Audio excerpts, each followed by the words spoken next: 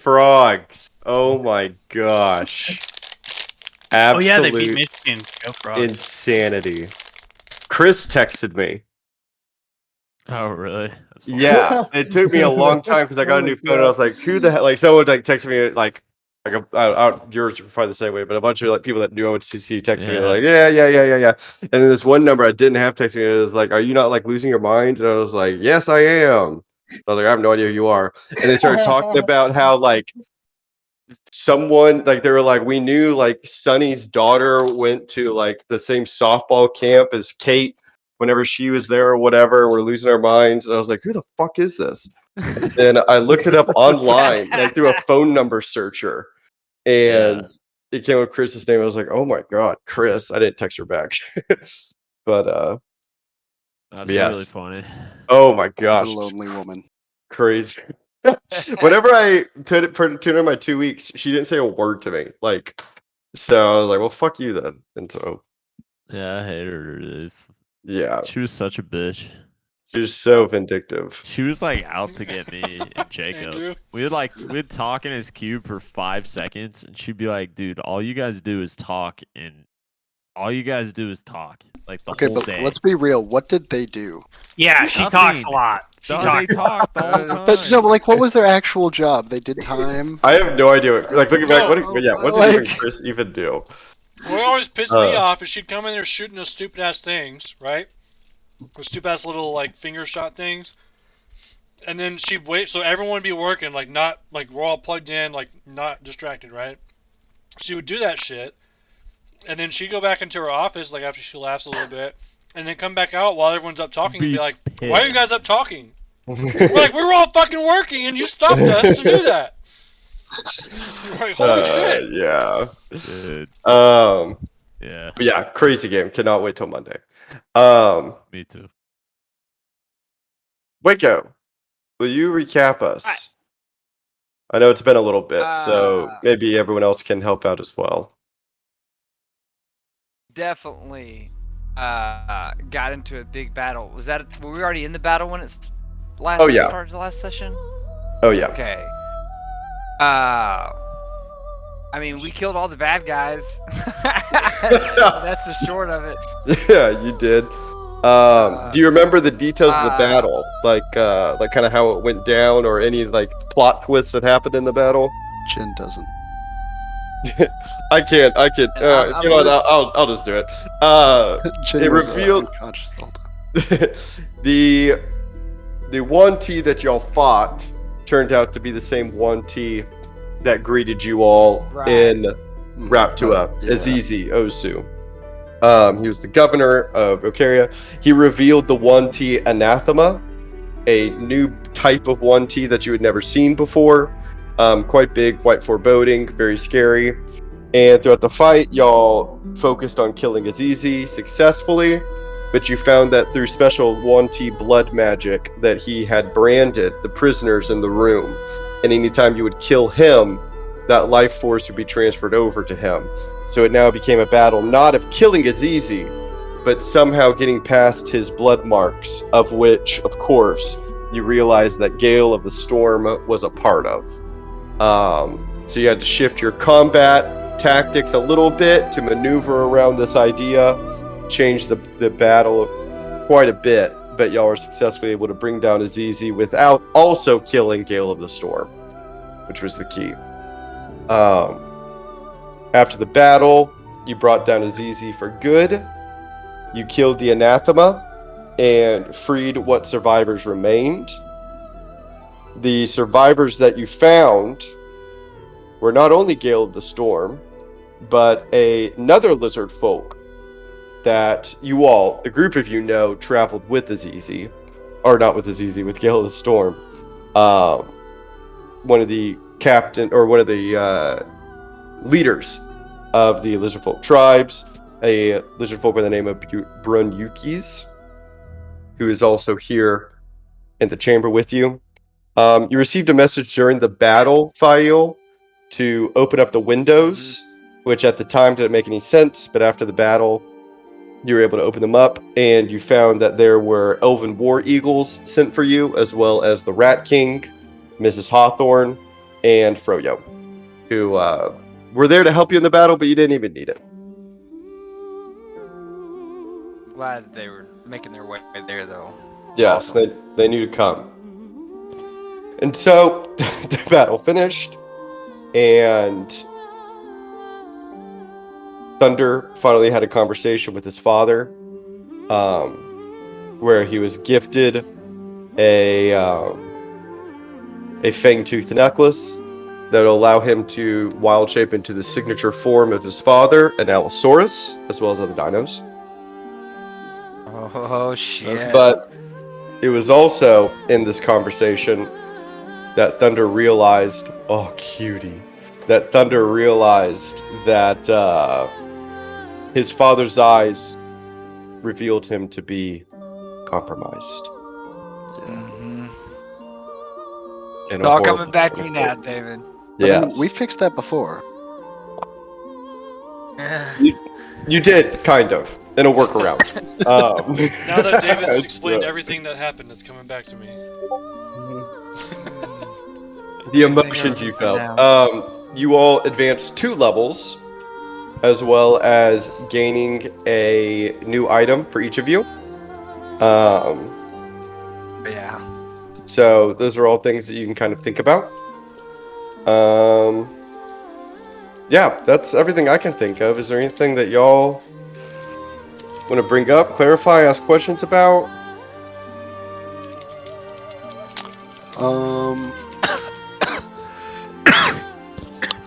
So is Thunder's father currently still alive?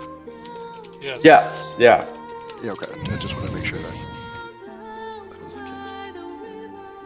Yeah, so right now it is the group of you all, Runyukis, Gale of the Storm, the Rat King, and 3 Elven War Eagles, all here in the bottom chamber of the keep.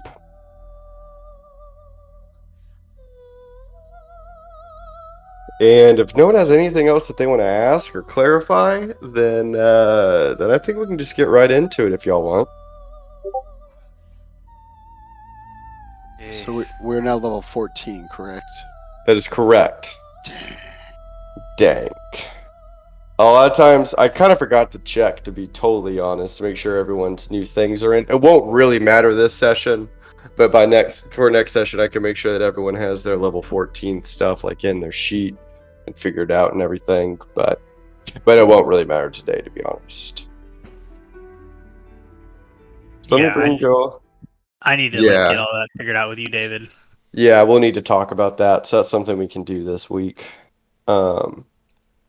So here's everyone back in this chamber. You all remember. Remove my great axe whenever you get a chance to. Yes, I can. Yeah, that is another big thing that happened. Boop. Okay. Let's hop right in. So. One thing. Do we get a rest when we level up, or are we still? You're not. Okay. You're still wearied from combat. Moderately wearied. The group of you are standing, and I want to pick up exactly where we left off. Thunder, you are looking into the eyes of your father, and you have just noticed what all of us know, and that is that his eyes are a deep yellow, a deep amber, and the pupils are narrow and tall and slitted as he blinks to look at you.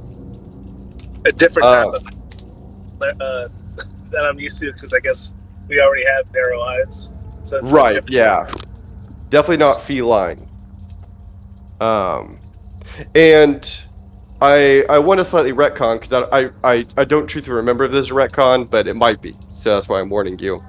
Yokizos, as you have your conversation with Brunyukis, you notice the same about his eyes. It's very subtle, obviously, as you are lizard folk. Your eyes aren't entirely different, but there's no escaping the bright yellow that is endemic to the 1T. It is still different from a lizard folk eyes, And you notice this as you conversate with him and grasp forearms. It's impossible not to notice, especially now that the group of you is so made aware of it, right? It's been something drummed down on you this entire arc. And Gale of the Storm notices, Thunder, your countenance change.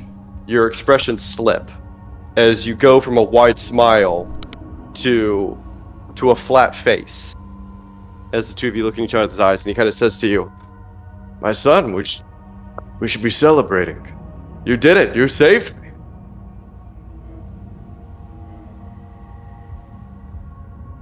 But there was a cost for you to come here, unfortunately. Well, sure, but there's a cost for everything, and nothing your old line can't get over. I hate to tell you this, Father, but you've been destined to die. And you can see when you say that, his expression begins to change as well. His brow lowers slightly, and his face changes into a grimace as you say this. But he still tries to maintain a kind of a humorless or a humorful response to you. Still not quite understanding. And he kind of cocks his head, trying to understand as he says, "Well, my son, we're all destined to die, aren't we?"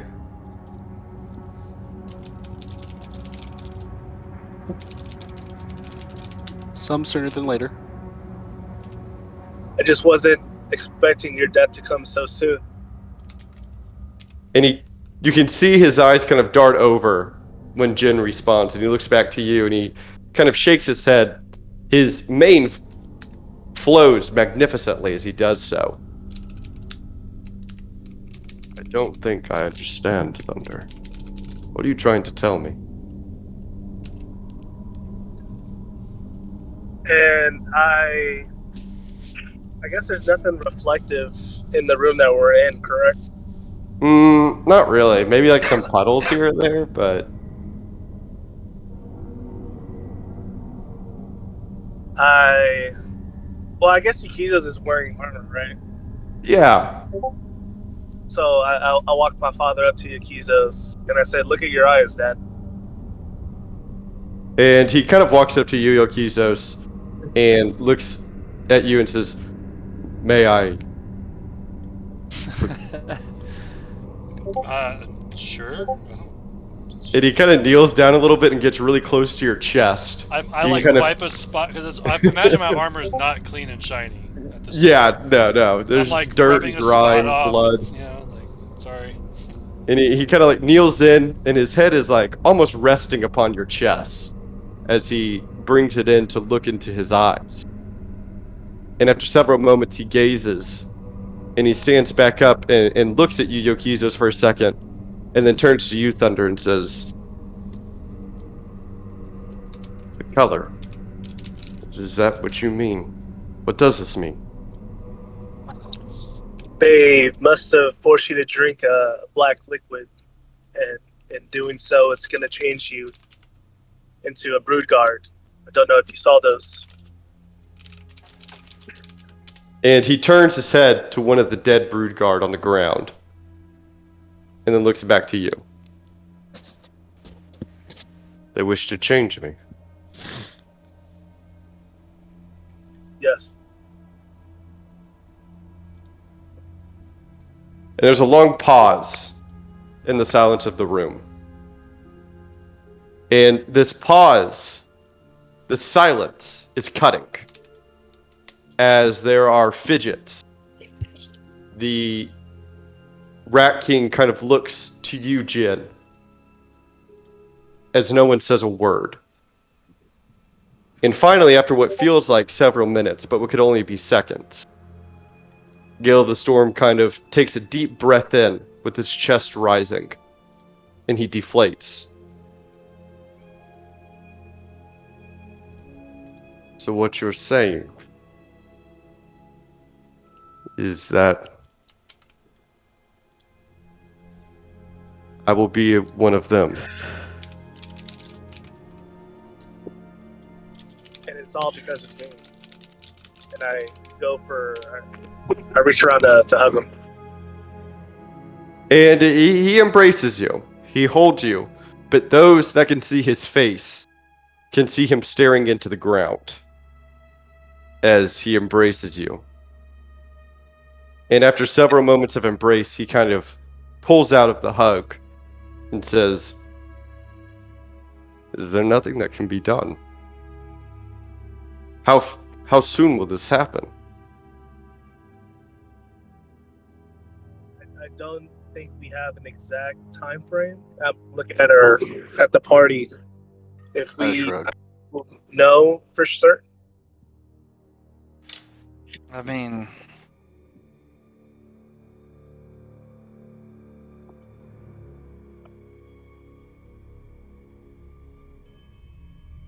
I see. All we know is the eyes go first.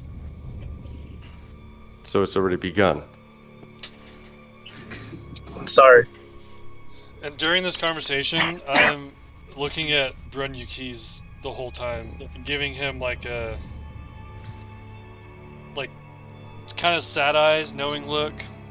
Yeah. As I also start realizing his eyes are. Right. And you can see him very closely listening to their conversation without taking part in it himself, but just kind of observing.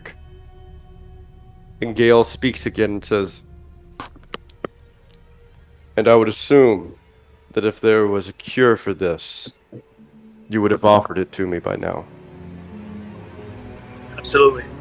Without a second.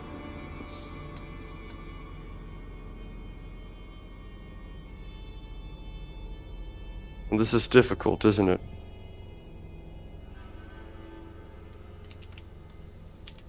Disease to which there is no cure. That will change me forever. And to our enemy. Not so fast. And then I pull out my stone and I call up to the Archmage. Archmage, you've been researching this black blood for a long time now. We need an answer. How do we fix this? Reverse this? It's like 24 hours most. Did you hear like the scrambling of like paper on the other end as things are falling? And after several moments of maybe like kind of an awkward silence, you hear the voice of the Archmage. Jen, is that you? Yes, Archmage, it's an emergency. I also have an emergency. Are you finished? How did it go? We won, but... You won? Yeah, we're badass. Oh, Thunder's my God. father is compromised, and we need a cure, like, ASAP. Who? Thunder's dad, Gale of the Storm. This is very uncomfortable, Jen. I'm not really familiar with you. I know Thunder, of course, but...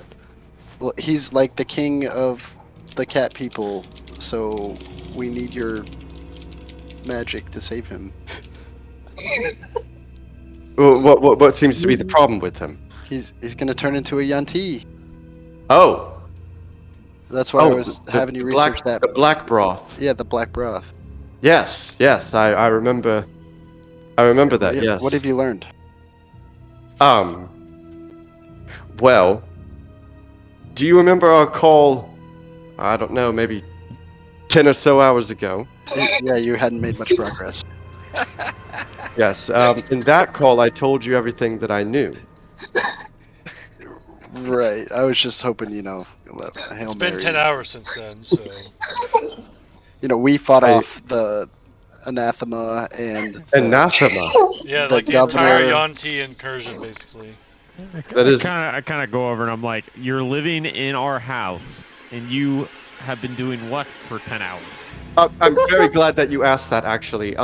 So you're finished there. If you are finished there, I think that it be extremely important, probably most important, the most important, for you to come back to the sanctuary. But we need to talk. No, the most important thing right now is saving Gale of the Storm. So until you cast a spell or tell us the secret potion we need to make, we're not going anywhere. I don't. Am I? Guys. Can they all hear me?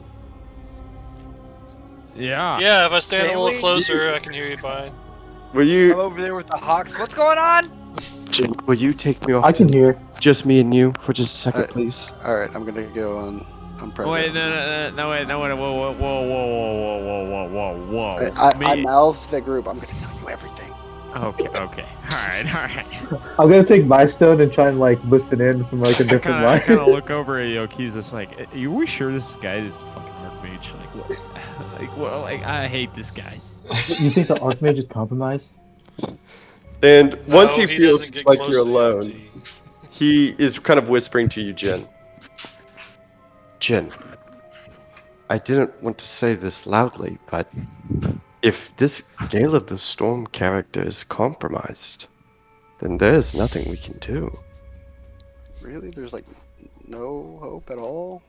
Nothing yet. I mean, perhaps in a few months we might have something. Damn it, man, we haven't the time. I know, but listen. I understand that you want to save him, and I think that it's admirable, truly. But there are people here, myself included, that need to speak with your group and yourself. What people? Important people. There have been advancements in the war. And of course, we didn't want to pull you from Ocaria. We just discovered this late last night.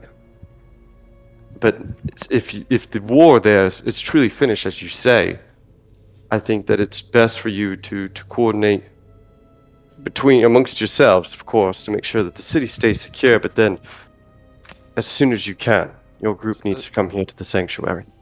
So you want us to just leave the city in the hands of the Rat King? Oh, What? I heard that. No. Well, I mean, the city already is the Rat King's. Sorry. Hey, guys, this is a private conversation, please. I don't know what a Rat King is. I think that probably be best right now, at least in the interim period, to hand it over to Captain Picard, I believe, is who Descartes sent. And then that's part of what I need your help with, your group's help with, in discussion here is the future of Ocaria and its leadership. But at least for one night, we need you here in person. I understand, but there's a lot of loose ends here, and if we just leave, the city's going to delve into chaos. You get that right? You'll be back. You'll be back soon. Why does it feel like you're leading us into a trap? There's a pause. It's how do I put this? It's not a trap, Jen. It's a vehicle for advancement, narratively, if you understand. I got it. Yeah, we'll be there. Thank you very much. I didn't mean to make that difficult. I really did. No, I admire your resilience towards the city. I think that's very believable. I promise, if you feel as though you need to go back soon, I will allow it. I'm sure things will just sort themselves out. It'll be fine. And then I walk over to Thunder, and I'm like, we're going to leave you to it. I know this is tough, but do you want us to be here at the end, or do you want to be alone?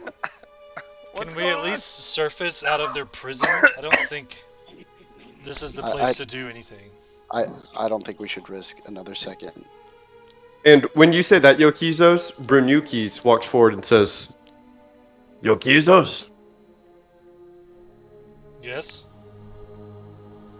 Please execute me here, right now. Oh no, wait a minute. This man knows what to do. And he has a completely blank face as he looks to you and he says that. And as the others kind of protest, he looks to you, Fail, and says, You say I am compromised. You say that I will bring death to others if I continue to live. Yes, Let me just put it this I way. would just like to go on record and say I don't protest, and I will make it as painless as possible. No. This one's mine, Jaryu. Yep. Oh, Jesus, Thunder, guys. are you going to We take don't care of have a business here? complete timeline, guys. We He's don't the have to first just lizard go- folk to die in Malnova. He will not die by Malnovan. This is a great honor. First death. And I will prevent other deaths, is this correct? By dying? Yeah. The smartest man in the Yes, land says yes. there's no hope for you at all. Well, then I die. Smart. That is the very... Wait, hold on. We did not just call that idiot who let people in our Hey, home. The title, that's all I'm referring to. Okay. This is very easy decision. If my life causes more death, then I die, and if my life causes more life, then I live. Yes? Yeah, but it's just your eyes. We don't know how it could be days. We can still have days at least. Really? You don't have to just kill yourself right now. What Like, is the I don't- point of Yuki's- couple days of life? Run your keys. Your logic is sound. Yes. Please present your neck. And he gets down on his knees and kind of leans forward and says, I would like to say one word to my God, and then you may do death. You're not And just he giving mutters, God. he mutters several words in a language that only Yokizos understands. And then he looks up to you, Yokizos, and says, please bring normalcy to Raptua. And he Whenever lays his neck down. Yeah, whenever he says that, that definitely piques my curiosity because I don't know what's happening in Raptua. I left it and it was kind of the same way, right? Yeah. So that's like a what the fuck is he talking about? And then I just kind of snap out of it and I just pull out my dagger and I say a brief little prayer and I just plunge it into his neck. Yep. And he dies. I'd just like to say I'm very disappointed. Which one, Thunder? That's literally my job. You're taking my job. They're That is taking our that is jobs. my kin. I would prefer to take his life in this situation. And you feel Yokizos as his body kind of goes limp, and he is now sprawled across the floor. And after this happens, Gale kind of looks to you, Thunder, and says, if this truly is my fate, I would wish it to be perhaps a little more sanctimonious than this.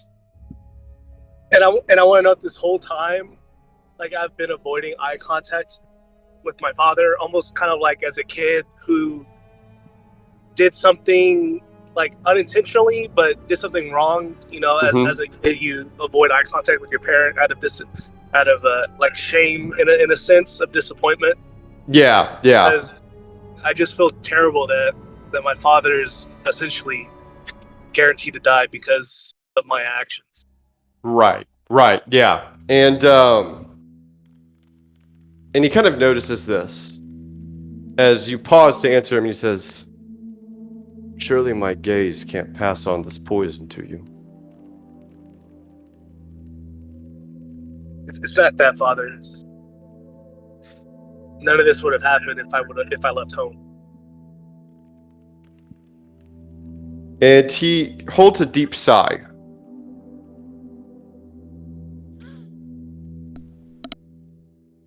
My son, you cannot be consumed by these thoughts. There are so many wrinkles to the flaps of a butterfly's wing. Perhaps if your mother hadn't died in the forest fire, you wouldn't have felt compelled to leave. Perhaps if my father wouldn't have died at the hands of a velociraptor, I could have saved your mother from the fire. These what ifs do us no purpose. They provide us no service. The only way to continue is to think, how will you improve yourself for your next challenge?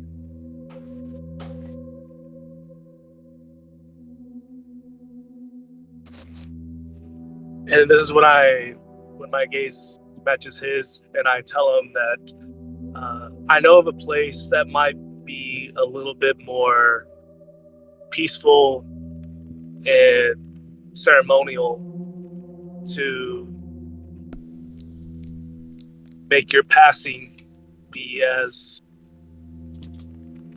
respectful as it can for your title.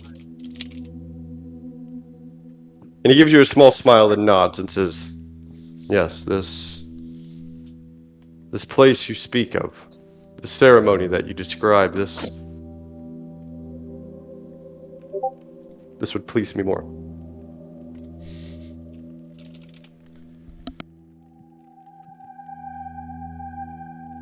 Where do we go?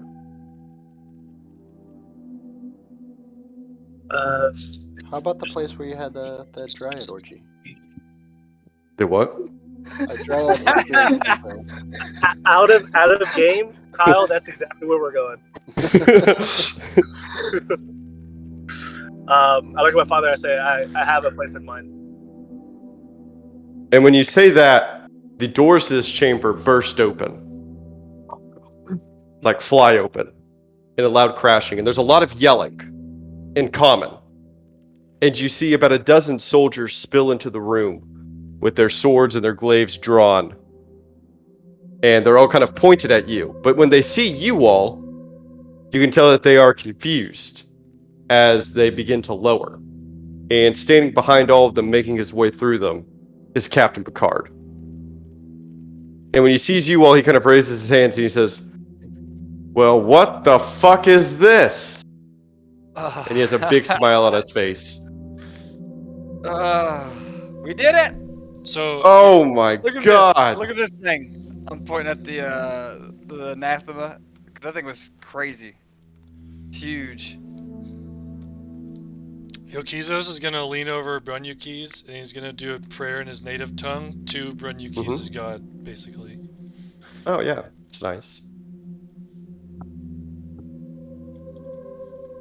And you could hear, not that it changed anything, but maybe for flavor, you can hear that the god that Brunyukis worshipped goes by the name of Seminua. Yeah, I would imagine I'd be completely familiar with it, right? Oh yeah, big time. My character would be. I have no idea.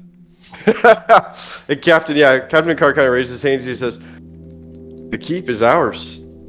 The elves, they sent their eagles. The dwarves joined us in the push. It's over." Okay. That's Finally. awesome. So, Picard, we're putting you in charge of the city. Eagles showing up late to the fight seems to be a fantasy trope. And Picard takes his helmet off and is kind of wiping his hair and he says, "I'm hoping only for the time being." Oh, I'm sure temporary. I'm sure. That's good. Yes. Who else to hold it? You know, got your men. He kind of bows and he says, "I'm honored, thank you. I will have us secure the rest of the fort, spread out throughout the city and make sure the gates are held." And he kind of shakes his head and he says, "This fight was bizarre. The drow were nowhere to be seen. We made no push, just like we discussed. And the 1T, for once, actually seemed confused." You're welcome. So you're telling me it worked perfect, is what you're telling me. And he kind of raises his arms again and like drops them and says, "Once again, for once, it worked perfectly." Hot damn! Always have faith in the Diamond Dragons. I guess so. Many times this campaign I have not, and every time you have made me eat my words. Say one thing for the Diamond Dragons. Say they have plans. Boy, do they plan. But man, Okay. Black Dragons? Whew. I will have my men secure the rest of the fort. Nary We will a take over the place. city. You do what you need to do and let me know when my leadership is revoked. Alright, we gotta go imagine- back to the portal place, right? Yeah, we gotta head that way.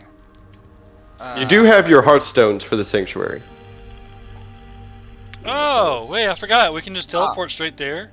Yeah. Mhm. Oh, that'd dude. be- What taking about people- Thunder's father? taking- What about yeah, that? we're taking people they, with us they though. they can go through a tree portal. Oh, that's to true. So they have to go back forest. outside and do that. Yeah. So, we're just gonna let him walk outside alone? Just Well, I I wouldn't think mind we should walking out to the restrain him. fresh. I would like to walk out to the fresh air and see the conquered city and teleport from there. Just at least Yeah, outside. Okay. I mean, this is a good achievement, guys. We killed it. Did we? And loot hey, Rat the King. Anathema. Oh yeah, we got a bunch of shit. I got this shield, not from him, but one of these cells. Yeah, I need to fill your bags with. Honestly, the anathema loot I was kind of disappointed with. But I will fill your bags with what it has. It's nothing like shiny or new, really, to be honest. But it's more of the things you do have. Can I'll I- walk up to the Rat King. Go Can ahead. I ride one of these eagles out? The eagles are gone. Oh, shit. Ah, They're doing work outside. I did want to mention the Rat King. There's the whole, tunnel systems and stuff that you might want to keep an eye out for. You and your rats. So, where did you go when we last parted ways? And he kind of looks at all of you as you start to walk forward and talk to him, with his mask still on. And he says,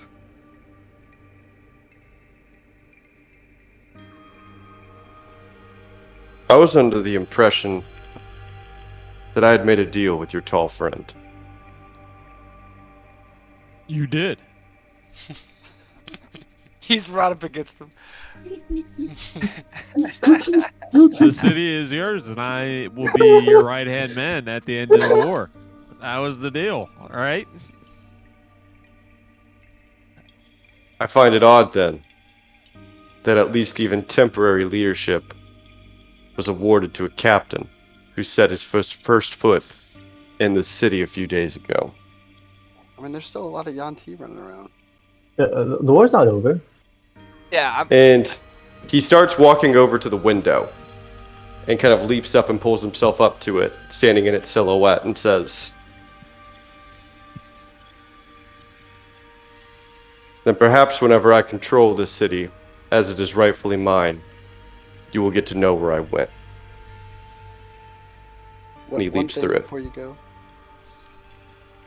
Yeah, he waits a second. Oh, a lot more things. He has his back to you, but he turns and looks over his shoulder as you say one more thing. Can we go peek under the mask? And you think you almost see a smile sneak around the corners of the mask as he leaps out from the window.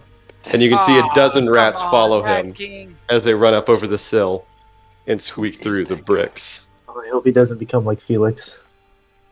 God, why did he He's believe far I more told him he was confident going to be the king of the city? Jeez, what an idiot. We could have really got had him him to going there. help. At least think he could have been the king one day. I was thinking he joins the Diamond Dragons. I think we could use him and his rats. I mean, Past. it's like a He's more pretty mid. Ocaria, taking. I I don't don't know know. if you we could saw those use rats. them. They were kind of weak, honestly. He's too roguey I'm- for me. I thought one of them Not was your rat, Yokizos. Yeah, it was Ned. Yeah, Ned was cool, but he only had like one Ned and like 50 swarms, and swarms all could only fight baby spiders.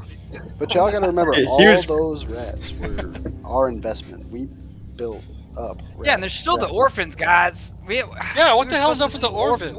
Where'd they go? I wanted to talk to the. Jan, you see should have asked him before where we the left. orphans were, not to see under his mask. Man, he wouldn't They're have all done the it things, anyway. man.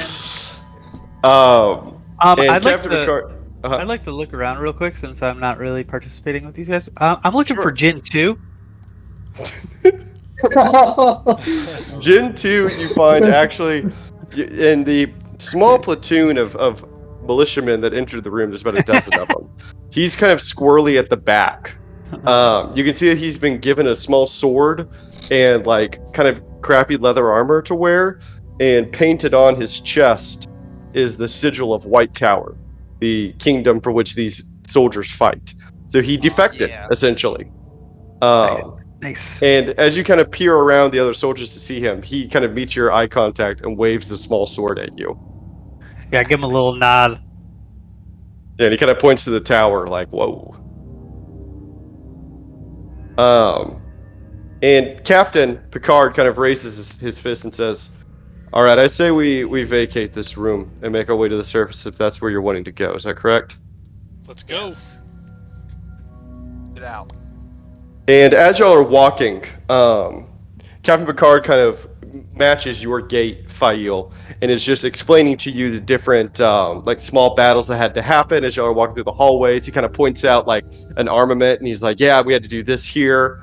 And like, "Oh, over here there was this thing," basically explaining kind of how it all went down for you. Oh yeah. As the two of y'all are kind of leading the rest of the group through the hallways and the chambers of this keep.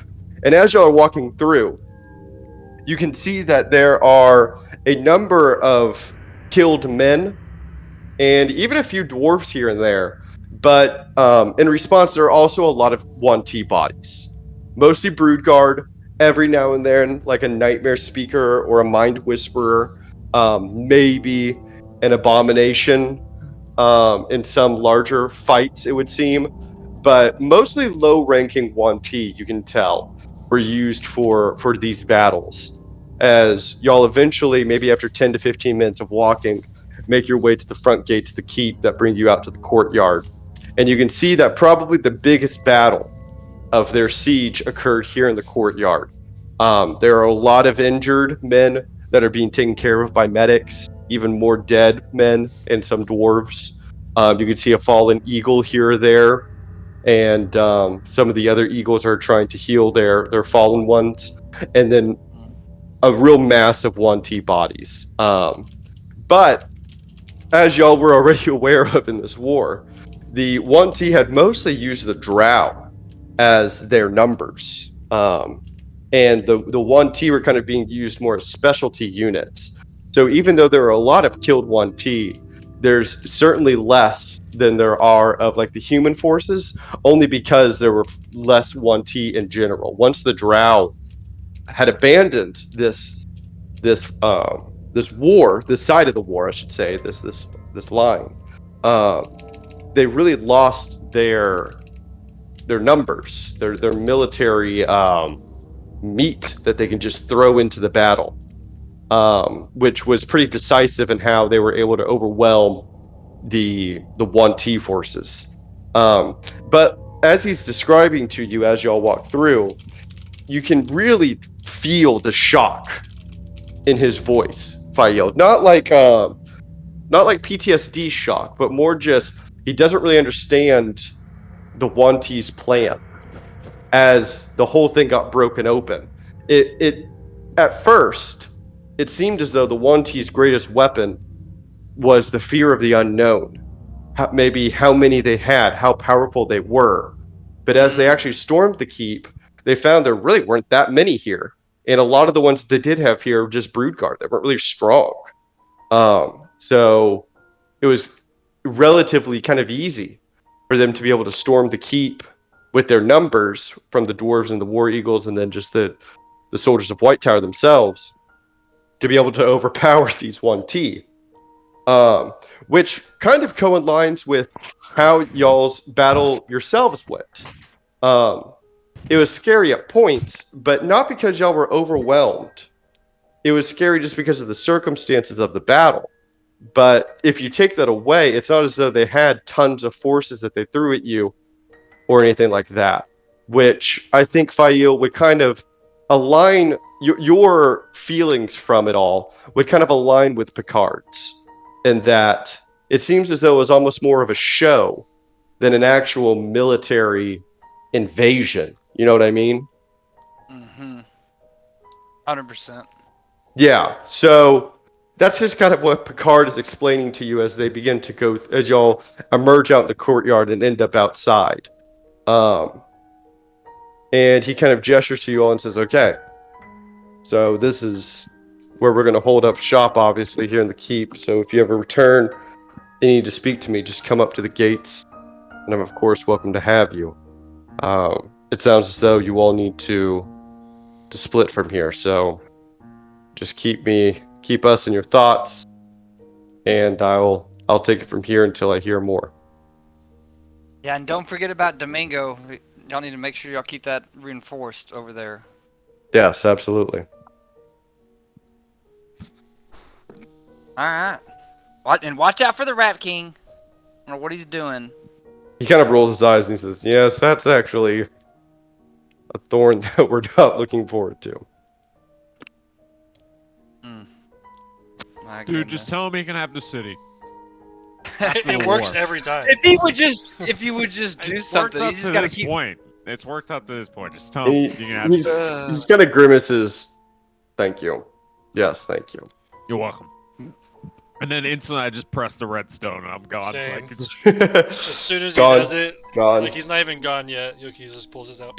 yeah, I don't know what other people are doing, but Yeah, the two of you disappear, leaving Jaryu, Ventus, I also Jin, disappear.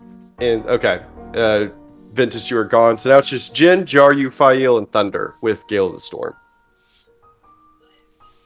And I'm trying to like escort them outside to the tree. Okay. And yeah, you What is this tree? I'll do that as well. I thought we're going to the tree portal. yeah, you Wait, bring I them gotta up. touch Picard still. Ah, damn it. I real quick tell Picard also told the Rat King about the tunnels and shit, but since he ran off, like, tunnels, right? Like, they were doing shit down there. That'd be some evil shit that the populace don't need to be dealing with. Gonna have to, like, get some dungeon crawling people, get down in there and, you know, exterminate. Okay, peace out. And he kind of gives you a smile and thank you. Good luck, Jin, Picard. and he gives you a little salute. Thank you. Jin, you walk over now, joining up with Fael. Are you walking with him as well, Jaryu? Yeah. And the five of you walk on over to just a normal tree in the courtyard. And Gale kind of nods and says, "Thank you. The Thunder, are we not going with them?"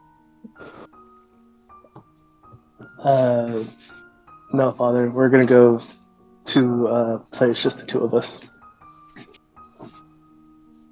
Not. And then I just look around to. I think it's everyone but Aslos and Jin. Yukizos, Ventus, and Ventus. Aslos are not there. So just so who your is there? Friendly neighborhood, lowly execute. Jaryu, Jin, and Fael are there. Okay. Sorry, we're in we made our pit stop, so I'm like in the not a grocery store, but a gas station.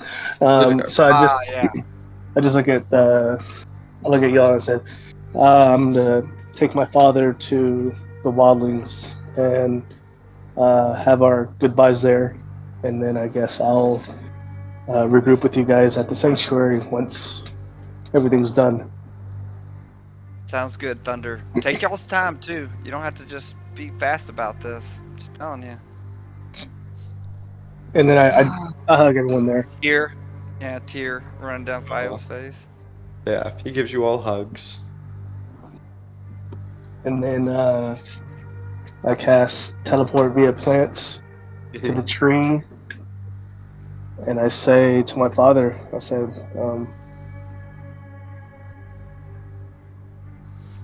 it's time. And then I step through. Before stepping through, of course, I know we were in the forest with the Wildlings. I'm not too familiar with where exactly I'm going. It's in the Feywilds. I know, like, in my heart, I'm kind of reaching out to Alargian to kind of make sure I'm going to the right place. Their dwelling. I'll ping it on the map for you. Yeah, it's interesting because with transport via plants, the verbiage is that you must be familiar with the tree that you're traveling to, and so in a way you are familiar. You certainly have heard of the Forest of the Wildlings. You know of like the Feywild itself.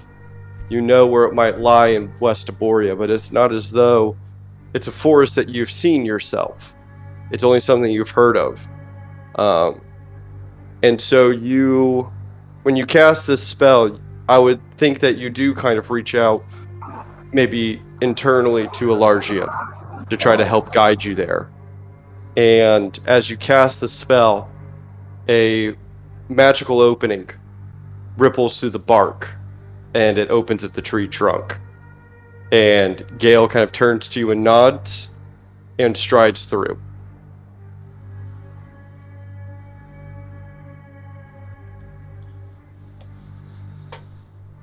And I'm guessing you do the same.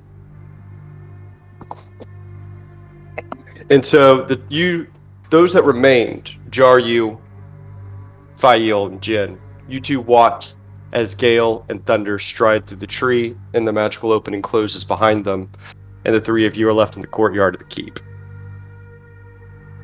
Do you think he's gonna be okay? I don't know, Feywild, right? Maybe. I don't know. What if Gale's already turned? I mean, there were people here with eyes for days probably before the. I don't know. Who I feel like could say there's we days became involved. Infected? I don't know. Rel, that's the thing. He's been down here for a while. Right.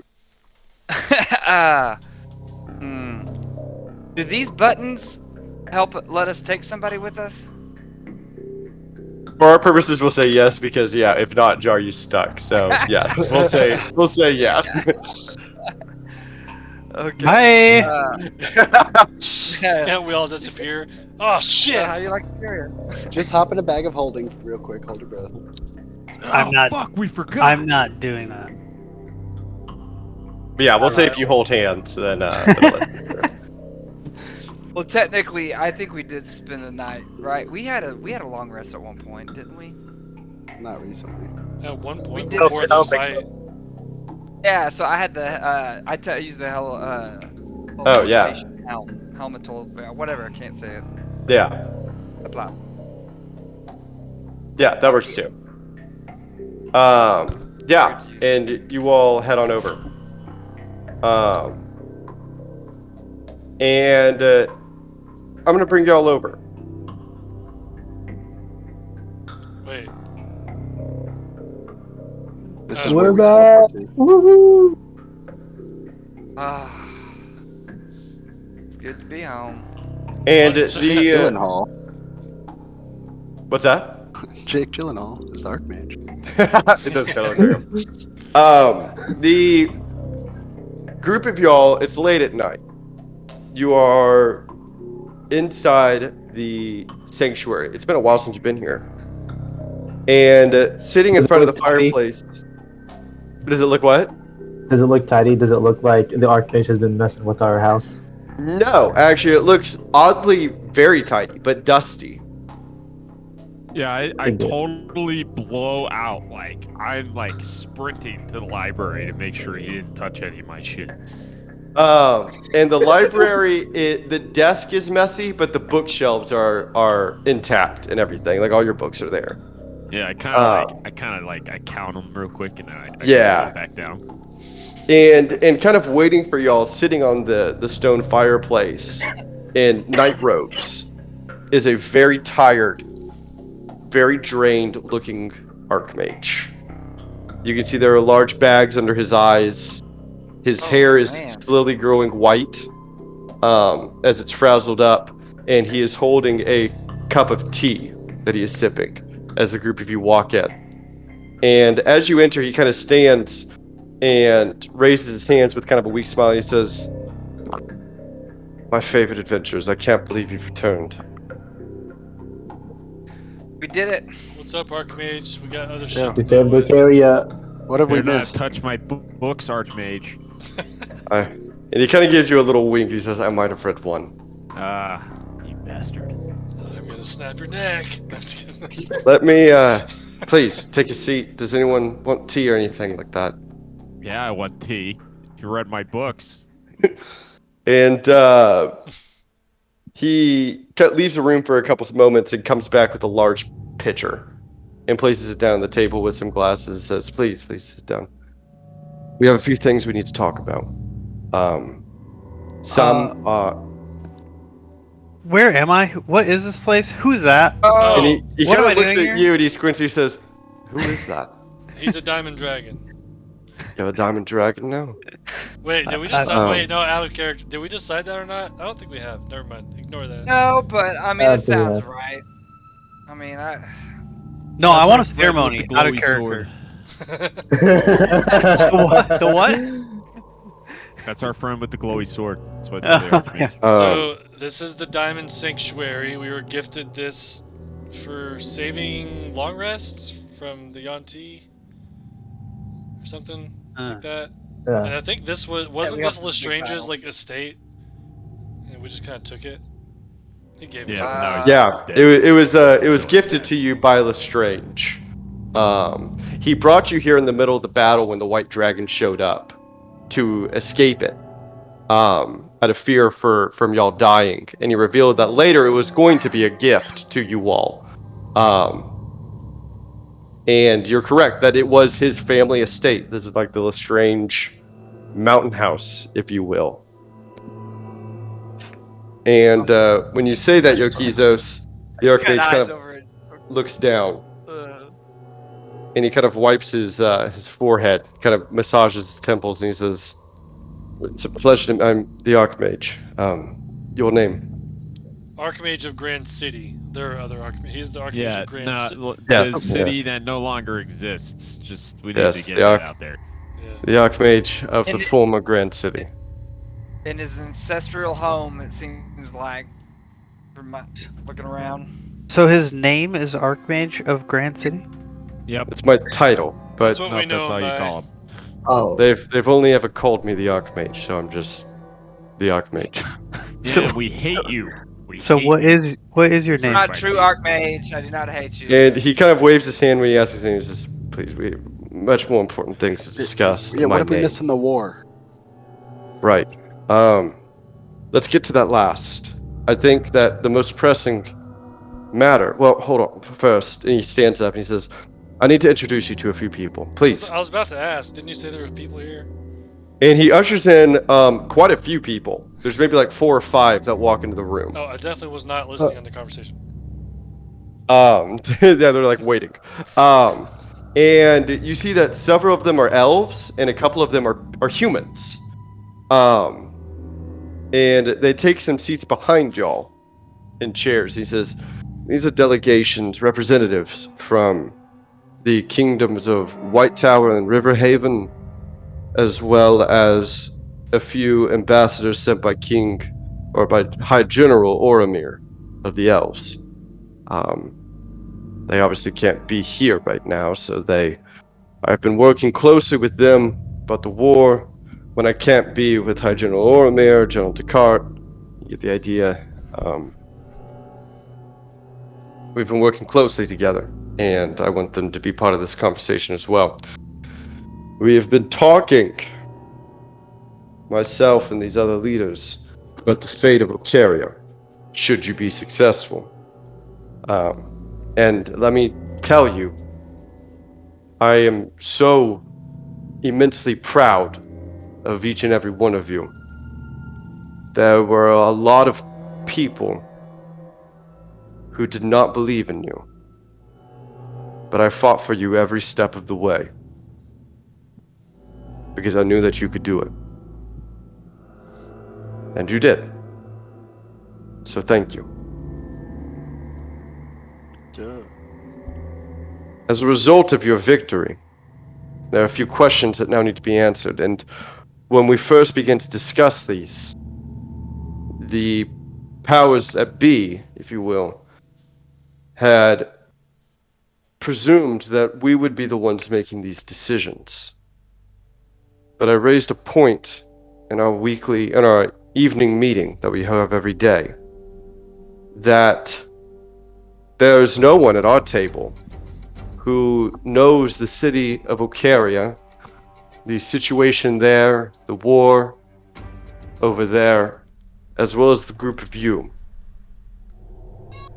Which is why it was my idea, and the others supported me, that we believe that when it comes to who should be left to lead the city of Ocaria, we believe that it should be you, your group, that decides.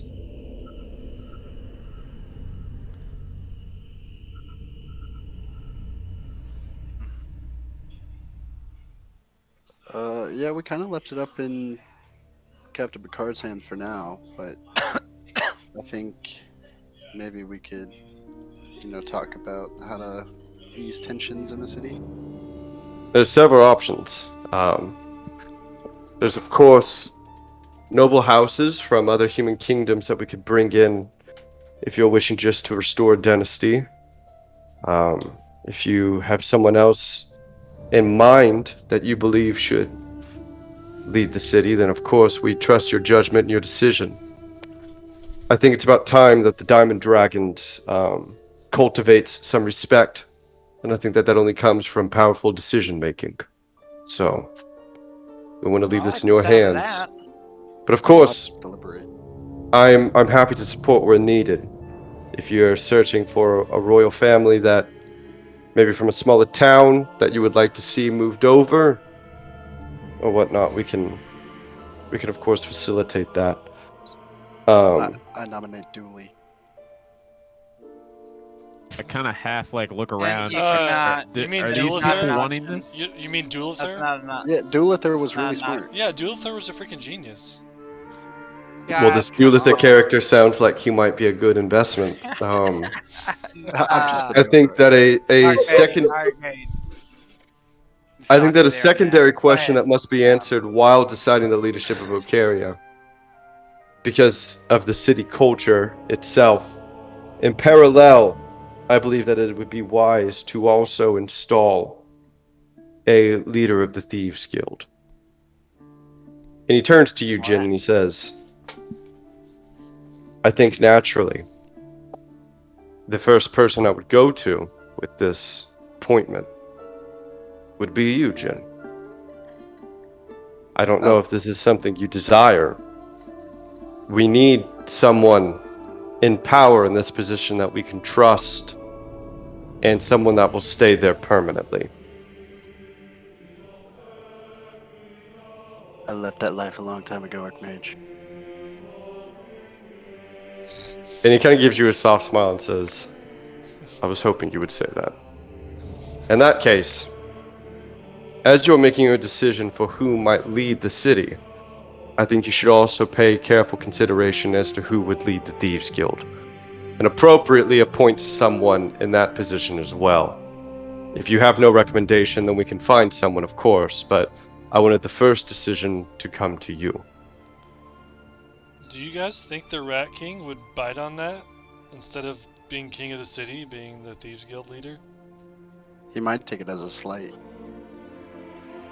Yeah, I made him a lot of promises. And I'm gonna be honest. I think the Rat King has good intentions with the city. Like he just helped us save it. Yeah, I don't think it's that. Could you it'd be convince that him of bad. a shadow council of sorts? Making him think that that's where true leadership lies? What, Archmage? Why would we do that? The Rat King's a smart man. I don't think he'd be easily fooled. He's kind of shrugged. Okay, well, this is your decision.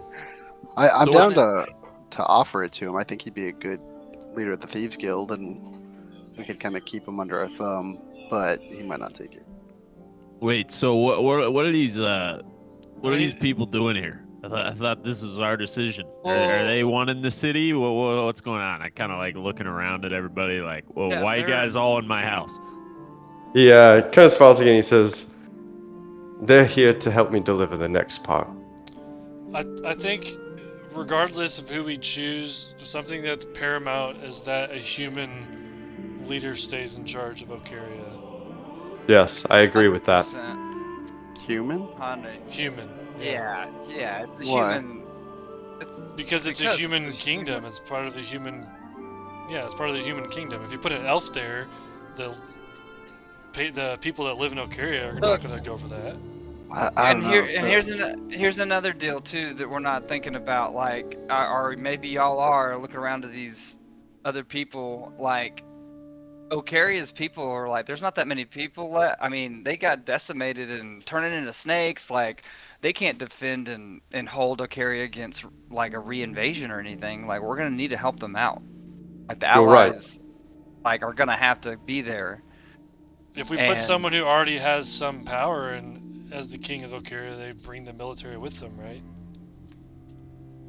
Well, as someone who grew up in Ocaria, the royalty never did me any favors living in the streets. I say the wheel's been broken. Why be so quick to put it back up when it makes it I agree with Jin.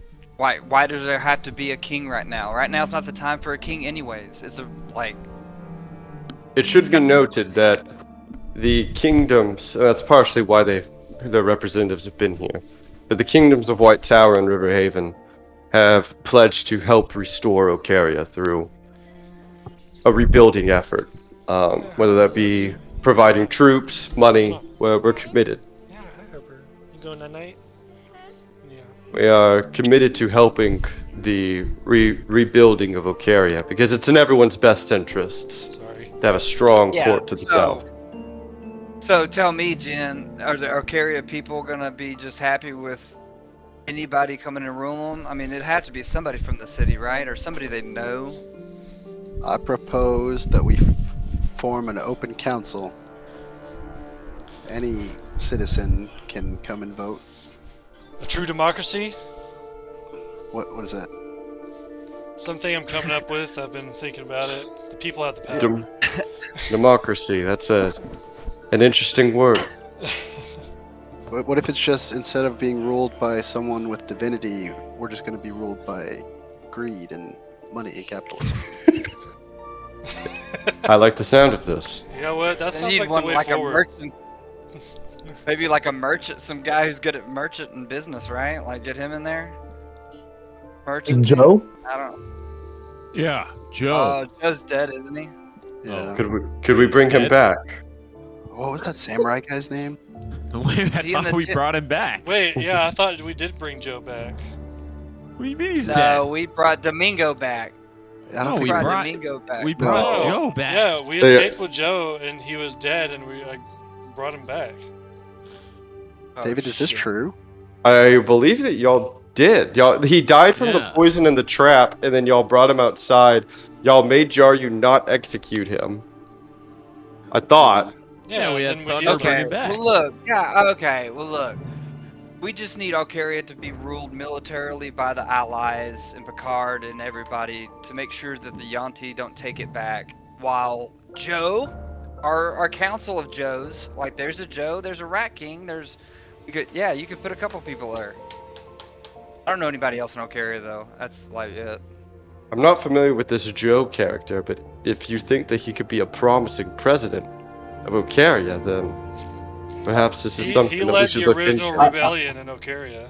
Before we Yeah, he had the topside tigers. He's a very charismatic guy. He can sell you a used wagon like nothing. We even bought some. And he's from Ocaria, so he's a man of the people. Yeah. Alright, so Yeah. let's tentatively just say right now that Joe to be the leader, not king, President. Leader of the but the council. president, Leader yeah. of the council. the president of the Council of Ocaria, and the Rat And the King, Rat we King. can offer him to be Thieves Guild, the leader of the Thieves Guild. You could And put you- the Rat King on a council. Yeah, I would If imagine you're the the Thieves leader, Guild leader's part of the if you- council. Yeah, Yeah. that's like a title there. Yeah. Then you're gonna have somebody for the walls and somebody. Like for you'll the have shipyard. your treasurer, and you'll have those kind of people, and then you'll have the leader of the what was it, the Jackal? No, not the Jackal. What was the damn name? Kyle, you Lion. remember? The Oh, lion. what? Oh, They yeah. choose The they choose an animal, Oh yeah, Joe would be the tiger probably. and the Rat King would be the rat. you can hear the scribbling of quills on parchment behind all of you Rat as King'd the be nobles are taking notes to everything that y'all are saying. And the Archmage they has a are. smile on his face as he's listening to y'all deliberate. He says, "Yes, this is exactly what I was hoping for. Then let's That seems like tentatively a good stick with plan. this. I would like to hear more, maybe whenever you're free. A less pressing time, you can explore upon this council idea. But in the meantime, we will reach out to Joe of Ocaria. Do you have a last name for Joe?" Exotic. Exotic Joe. Exotic Joe is his first exotic. His name is Joe's. Us Well, orphans his don't sword have name us. is Joe's Exotics. That's what we know him by. We will go to this exotic shop Ah. and explore its wares. All right, the whole democracy, like the council thing, That's for you to figure out. We got a lot of other shit to deal with. Yeah, good luck. And whenever you say that, you hear tons of scribbling. Okay, fine. Yes, we will explore the idea of democracy, but it sounds as though. I would like to see what you come up with, though. Like, Sure. yeah, like. But it sounds as though we will reach out to Joe with the leadership position. Yes. And I think you should reestablish the Topside Tigers as the secret underground badass Navy SEAL force. Does sound pretty cool. Yeah. They're the what were they in Avatar? They had like the Earth Hands, the Dai Li. The Dai Li. Yeah, they're going to be the Dai Li of Volcaria. Thank you for your thoughts on this. We appreciate your insight. Next is the war plan and what we've learned about the war plan. This one is a little heavier. I don't think it's been a secret to all of you. You might have wondered the same thing as us. As to why the 1T were launching an assault in Ocaria. I suppose you could argue that they wanted to maintain control of the southern ports, but on a map, it really doesn't make much sense, correct? You think it's a And diversion? they also had Thunder's dad. Like, why did they have Thunder's dad? Well, that's a wrinkle I honestly didn't really know about. That's different. I suppose that also is an argument for it being in Ocaria to maintain control. But that's what I've been working on with these noblemen and women here, is to try and gain information on the grander plan by the Drow and the 1T. So I apologize, any kind of gestures to you, Jen, that I haven't made advancements in areas that are important to you, but I have found this peculiar and worth investigation. And I believe that I have found results in all of this, which is what I wanted to share with you all today. And it starts in a surprising place. And he kind of looks at all of you with a dramatic pause. The wildlings. Wildlings. What of the wildlings? And with that, I want to go to Thunder. Thunder, you walk through the tree. Is he here? He is not. And I guess you would notice this. No, sorry. Is Thunder here? Like no. Here? Oh, Manny's here. Yeah, Manny's here. Yeah. Oh, you are here. Okay. I know you're at the rest stop, so I didn't know if you Oh, no, yeah. Taking a quick nap. Thunder, you and your dad walk through the tree. And as soon as the two of you walk through, you are met with a very foreign feeling. Not what you're expecting, I should say. Not foreign, but not what you're expecting. You are washed by the blaze of heat. And immediately, your eyebrows singe as you are blasted with hot air. You can hear trees falling all around you, branches burning. The floor of the forest is in embers as fire rages all around you. And Gale turns to you, his eyes big, and he kind of says softly, "Why have you brought me here?" I didn't know this would be here. And as I'm telling him this, I'm using mold earth to kind of make the dirt overlap itself to kind of pat out the flames in front of us. Yeah, and when he watches you do this, Gale does the same as the two of you are molding earth together. And you can hear off in the distance the screams and like yells of people. You can hear sounds that are foreign to you. These voices that are alien. And you trek your way deeper into this burning forest as trees are falling all around you. And eventually the two of you pad your way to a large flowing river that is passing through the chaos and hellscape of this wildfire. And as you reach the river, you feel a force grab your shoulders and pull you to the ground. And the same happens to Gale. And from behind, you wheel, and you see 2 to 3 wildlings standing behind you. Large scars are stretched across their face. You can see that blood has been pouring out from their wounds on their arms and their legs and their chests. Their faces are covered in black soot as they wear large deer antler helmets. They're carrying weapons, some of them spears, others clubs that have been charred and burnt by the fire around them.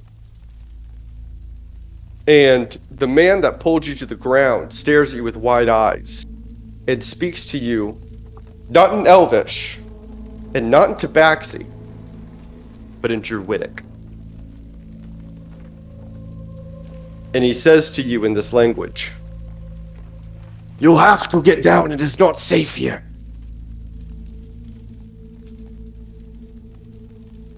I asked, did you cause this fire? And he kind of looks up at the embers. No! No, this is our sacred fire. Our sacred forest is on fire. Please, to the river. And I go willingly. And these wildlings usher you and your father down to the river bank, where there is still, you can see ashes flowing into it, fires burning all around it, but the water itself, of course, remains wet and flowing. And as y'all reach the river, you can see that they have been ushering other Cervidae, other wildlings, to the bank of this river, where they're cowering in fear.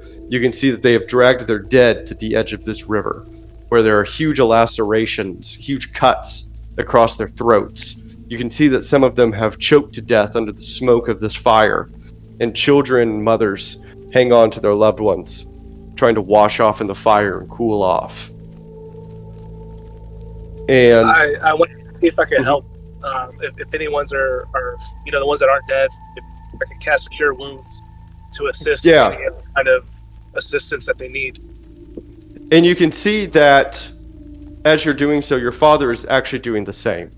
He's walking around and casting Cure Wounds where he can. And one of the wildlings, the one that pulled you to the ground, walks up to you and kind of brings you away and says, "Who are you and why are you here?"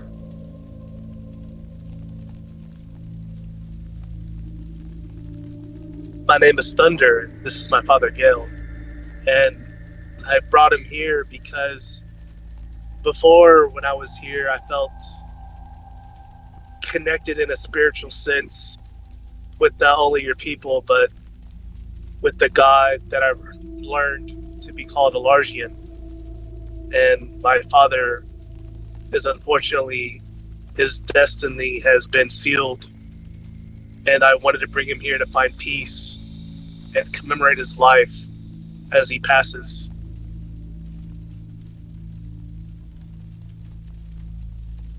And the wildling watches you carefully as you describe all of this. And he raises his palm and he asks you, "May I?" Of course. And he brings his palm to your forehead. And you can feel a cool touch as he brings his skin to your fur, and a soft blue light washes over your forehead. And he closes his eyes and listens. And several moments goes by as he pulls away and he says, "I see all that you have known. The wildlings that you danced with. That is how you thought to come here. Yes?" I'm sorry, you're up, David. "The wildlings that you danced with. That is how you knew to come here, yes?" Yes. And he kind of shakes his head and he says, "You are very far from where you danced with the Cervidae. You are in the holy forest of the Cervidae, in the farthest west of Aboria.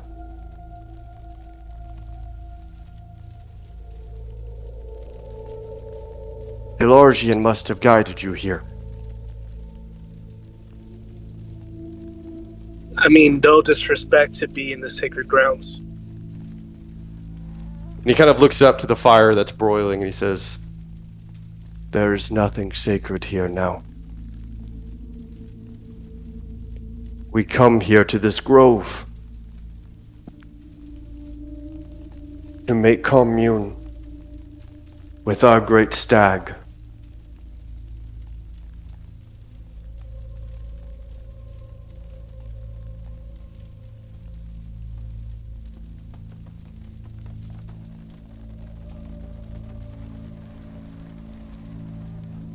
And as you continue to watch him and kind of look into his eyes, you can see that his eyes are filled with tears as he says that. And as he pauses, he stands up and he says, "We can perform a final rites for your father, if this is what you wish. But we will do it in the way of the Cervidae."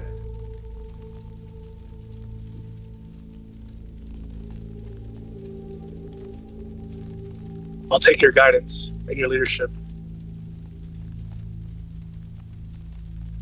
"Then you must come with me through the wildfire."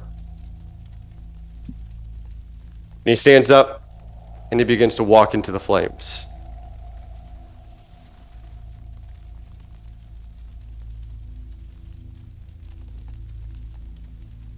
I follow. And Gale follows you. And with that, I want to go back to the Black Dragons, or the Diamond Dragons, excuse me. Whoa. Yeah. Well, the name of the scene says. And so the Black Archmage Sanctuary. continues. Yes, the wildlings. Up to this point, I was unsure how they fit in all of this. A rogue group of barbarians off in the forests. Elves, part of no elvish society. They worship a stag in the middle of a woods. What about them? Well, we had heard reports of the Drow pushing deeper into Cervidae territory, up in the far west of Aboria. We had seen that the Cervidae, the wildlings, whatever you want to call them, were being pushed and pushed out of their original territory, their sacred grounds, having to migrate to other forests and other places. And truthfully, I didn't give this much concern. And I don't think most people did. The wildlings are often quite forgotten about. But that's a different topic for a different day. Anyway, they're being pushed out from the forests. And I just thought that this might be a drow expansionism, right? I mean, it's easy to conquer territory. There's nothing value there, but there's forests that slumber for the war machine. Then we started getting reports, elvish reports, of not only drow pushing deeper into the woods, but 1T.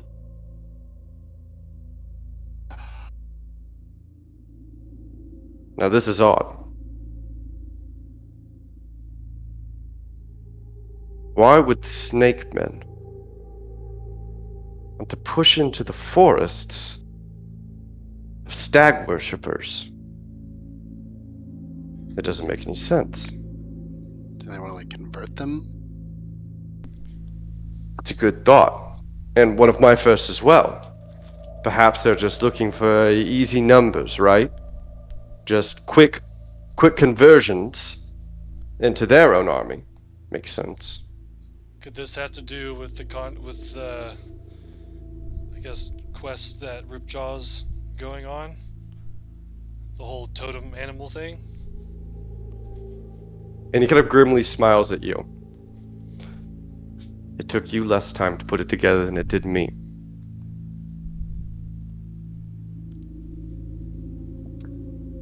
As soon as the 1T started to push into the woods, that's when we had to go quickly. To figure out, we're obviously missing something. Something isn't adding up correctly. The 1T are pushing into the far west woods of the Stag Worshippers, but then also launching an assault onto Ocaria at the same time. While also holding on to Grand City. It just doesn't make any sense. Do you think... Oh, sorry, go. No, please continue. Do you think Gale was one of those totem champions? So, I won't hold out on you any longer. Let me present to you what I believe, and then I'll describe to you what we know happened. He turns to you, Yokizos. Yokizos, I believe you are exactly correct. Which is why we have sent Ripjaw off. I suppose I can reveal to you now that Ripjaw is on a voyage to the continent of Idaho. I sent him there once I learned of the 1T pushing into the forests of West Boreum. He described to me his conversation with the totem spirit animal Kodia that the Ursine worship. And I'm sure all of you have put together how eerily similar that is to the stag that the Cervidae worship. So now the two pieces to put together was the siege of Ocaria lining up with the invasion of the forests. I believe that Thunder's father's appearance in Ocaria was actually just happen chance. I don't believe that the 1T really planned on that happening, but a welcome surprise, I suppose. No. I believe that the siege of Ocaria was a large calculated distraction for their real campaign. Push deeper and deeper into the woods of West Boreum. We received news several hours ago, perhaps 6 to 8 hours ago, that the 1T have launched a campaign against the Cervidae in West Boreum. Which is bizarre, because it's not as though the Cervidae can reliably fight back in any fashion. We then received... Where Thunder is going with his father? And he raises his eyebrows. That's where Thunder is? Yeah, we kind of pressured into putting his dad down before he turned. And he said he wanted to do it somewhere peaceful. So he said he was going where he met that stag god. Stag, yeah. And he kind of puts his hand, like he rubs his temples again. Jesus. Well, let me finish here. We received a report to a bunch where the Yuan-Ti are by himself with his dad. Well, Is that what... it's possible. I don't know if they're still there anymore. We received a report several hours ago, not only that the 1T have launched an ambush against the Cervidae, but they have successfully felled the sacred stag that they worship. That's 2 totem animals that Yuan-Ti have killed. Yes. And I think it has become abundantly clear where they will set their sights next. Kodia? Kodia. I am embarrassed that it took me this long to put these pieces together. I don't understand for what purpose, but I believe that the arrangement that the Drow and the 1T have concocted is that the Drow receive military aid and support from the 1T in trying to recapture the Elven Kingdom and secure themselves in that Sen Luzea, a long rest. Yeah, we gotta talk about that part too. Yes, and in exchange, the 1T were given information and permission to slay the Great Stag. I firmly believe that this was the original arrangement made between the two.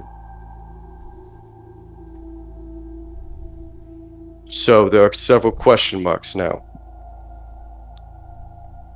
Someone's got to warn Ripjaw. He's heading away from his home that's about to be attacked. Ripjaw needs to Yes. his people. Just talk to Aslos Stone. You can warn him. We've already sent out messages to him. He's fully aware. We sent him to Idahar because we believe there to be totem animals, these totem spirits, on every continent. And so we wanted to warn the people of Idahar of what is happening in exchange, potentially maybe for aid, was our hope. But this changes things, like the group of you have realized. So we have sent messages to Ripjaw as fast as we could, so that he may return to Malnova as fast as he can. The question marks that remain are that the 1T have fulfilled their alliance. They got what they needed. The Drow have not. As you know, they do not hold long rests. Yeah, So I don't think the Yuan-Ti give a shit about helping the Drow with that anymore. That's my fear as well. So the state of their alliance is certainly in question now, which puts the whole war in question. It also puts it really fucks the whole thing. To be quite honest. Not to throw another wrinkle into this, but it sounds like from Brenyuki's lizard folk that was with Gale of the Storm, that Raptua is also, I guess the Yuan-Ti are waging war there as well. That doesn't surprise me. God. I think it is more pertinent than ever that the group of you go to Norvask and help the dwarves deal through whatever political shit they're running through, so that they might be able to help Falkland. They're much closer to Kodia than any of us are. And it will take a long time for us to be able to actually build supply lines there. While the elves are still occupied with the drow, it's not as though they can just get up and leave. But like you said, Yokizos, I don't think the 1T have any interest in maintaining an alliance with the drow if it doesn't serve them any benefit. They got what they wanted, so they might just skip town and head for Kodia. I don't know. I feel as though we're 2 steps behind every step we take in figuring out these alien creatures. And the largest question mark of all still remains. Why are they killing these totem animals? What are they gaining? An even bigger question I might pose. Can they be restored? Yes.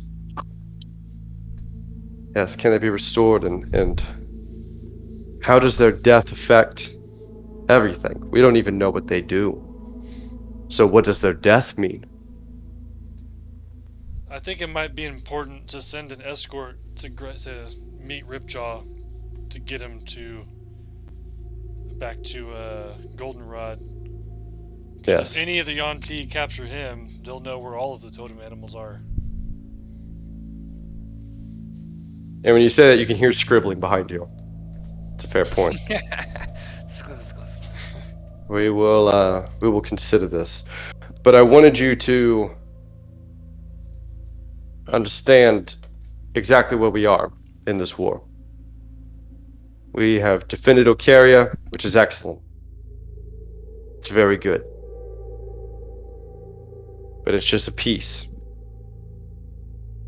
And I think it's evident that the 1T never truly cared about taking Ocaria now. It was just a show, a distraction.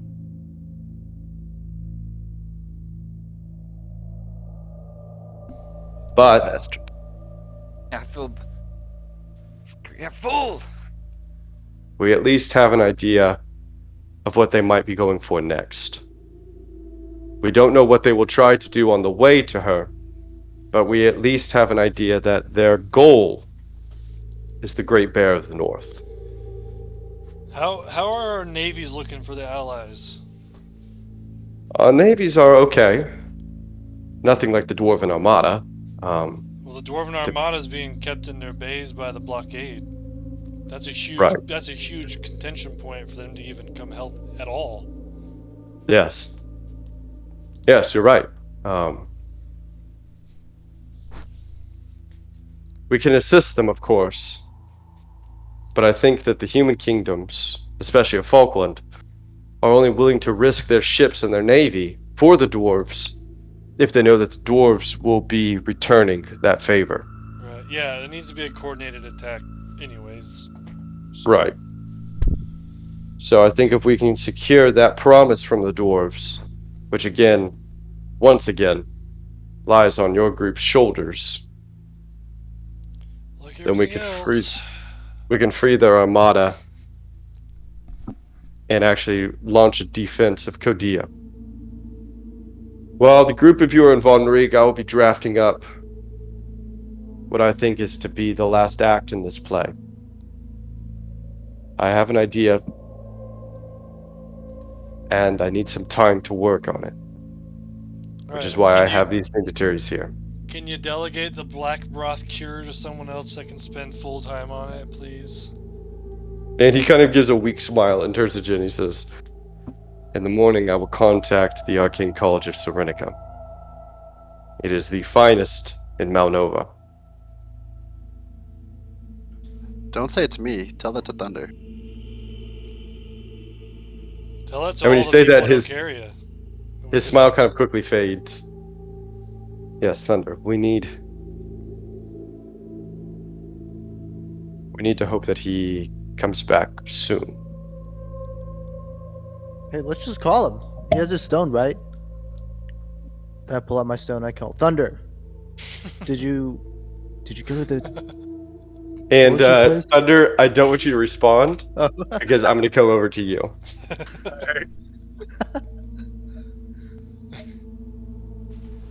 What? And so you follow this wildling deeper into the forest fire. And as y'all push deeper into the forest fire, there are several Cervidae that follow behind you, following you. And by the time that you reach your destination, there are maybe 20 Cervidae behind you, all of them wearing their skull deer antler helmets. It's pretty creepy looking, actually. And the shadows and like the silhouettes of the fire, these antlered men, elves, bringing you deeper. And you can see that he's bringing you to a large grove, a clearing, almost perfectly circular. The fire has kind of gone out here, and there is just dead grass in this clearing, burned grass, I should say, with smoke still rising from it. It's still warm to your feet, but the trees in this area have all burnt down. There is no forest to speak of, and it creates this very hollow feeling ambiance of where a forest once stood.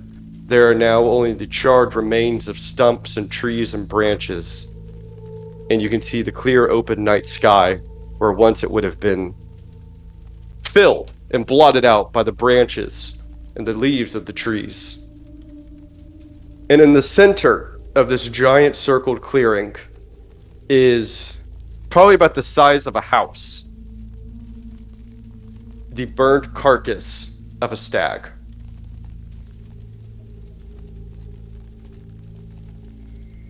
And there is a poignant silence as the Cervidae enter the clearing. And the man who led you here turns to you, his eyes filled with tears. You can see them running down his face as it clears the mud and the soot from all the fire. And he says to you in a shaky voice, "Our great stag was felled tonight by monsters and aliens, by men of snake that we don't understand.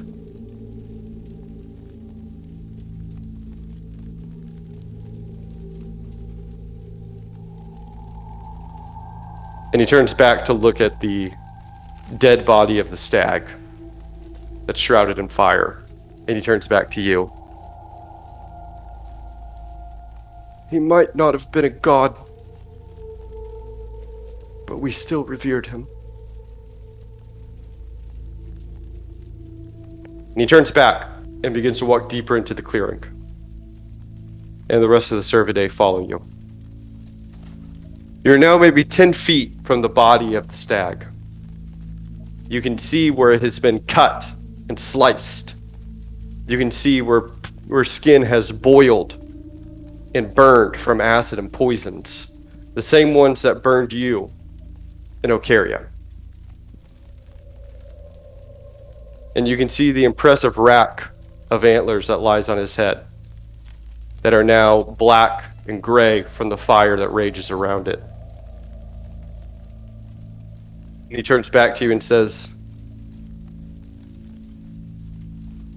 "We Cervidae have a ceremony for death.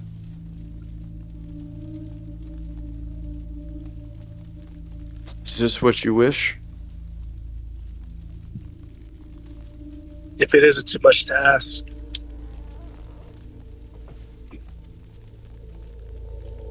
And the man says to Gale, again in Druidic, "Please say your last rites to your son."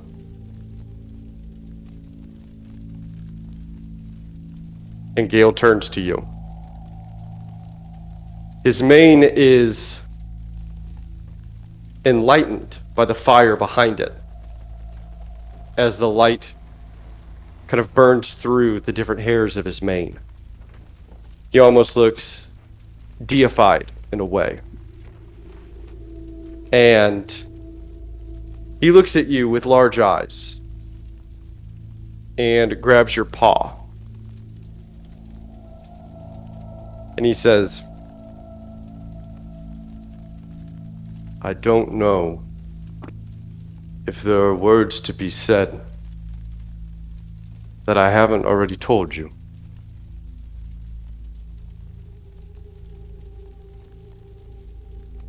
I hope you know how deeply proud of you I am. How I have watched you grow and strengthen.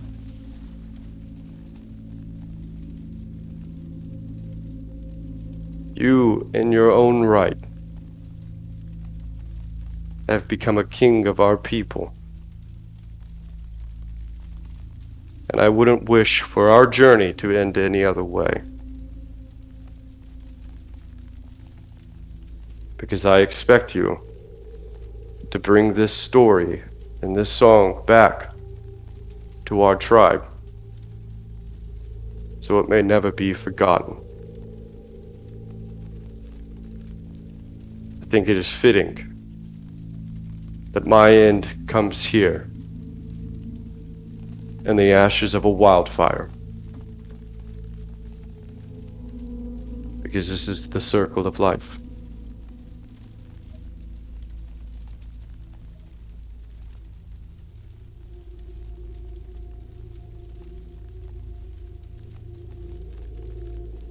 And he gives you a small smile. And as he's smiling at you, and the two of you gaze into each other's eyes, with the light of the wildfire dancing in both of your pupils, the silence is interrupted as there is a large, silent, cutting, kind of crash sound. And you watch as from behind Gale, one of the wildlings charges him. And splitting him through the chest, you watch the wildling plunge a massive antler of a deer. As I it look splits, around as if to see if this is part of the ceremony, or is this some crazy individual that I need to attack? Right. And yeah, your head quickly whips to the man that's been leading you here, the elf that led you here. And from the elves that are watching, there's no surprise. There's no jumping. There's no shock. And you can see that this horn that now splits from your father's chest, cutting him open as blood is pouring out, is ceremoniously carved with runes, all and up and down its length, and has been sharpened to an extremely fine point that is covered with steel. And your father clutches his chest as he falls to his knees. And the Servadae pulls the antler weapon from his chest and helps him slowly fall to the ground as he chokes on the blood that he's coughing up. And within moments, you feel as though your father has died as he is laid down on the ground in front of the large corpse of their great stag. And as he is laid down on the ground, the Servadae that you're talking to reaches into a small bag, maybe the size of like a dice bag, that you see is tied around his waist. And as you look at it, you can see that around all of the waists of the Servadae is a very similar small leather bag that they hold. Perhaps not dissimilar to the one that holds your bag of tricks. And he opens it, and inside he pulls out a small seed. And he kneels down to your father's body, amidst the blood that's pouring out from it still. And he places the small seed in the hole cavity that was created by the horn, by the antler of the deer. And he places that seed inside of the hole. And you can see that he places both of his hands crossed over the seed and over the hole, as though to plug it up. And a soft green light begins to emanate from it as he begins to speak out in Druidic. And the rest of the Servadae follow suit as they also begin to chant Druidic. And you can understand their chants, their prayers. You can hear them pray to the great stag that falls before you. You can hear them praying to Elargian, the Moon Mother. You can hear them praying to Longrest, to the Forest of Aboria. And this chant performs over itself many times as it repeats and it repeats and it repeats. And the man's hands stay over your father's hole, over where he put the seed. And after several minutes of this, he raises his hands. And kind of covering the hole now, stretched over it,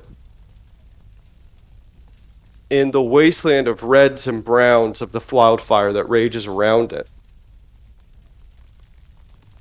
you can see a small but growing green sapling of a tree. And since they're repeating the prayer over and over again, I want to say that, by the 10th time or so, I'm joining in prayer with them. Yeah. And you can see that around this group, some of them have tears rolling down their faces, others are quite stern, others are just watching, as the leader man that brought you here kind of grabs your hands and he says, "He has the seed of Elargian within him. And one day he will grow to be a mighty tree, so that he will never truly be gone."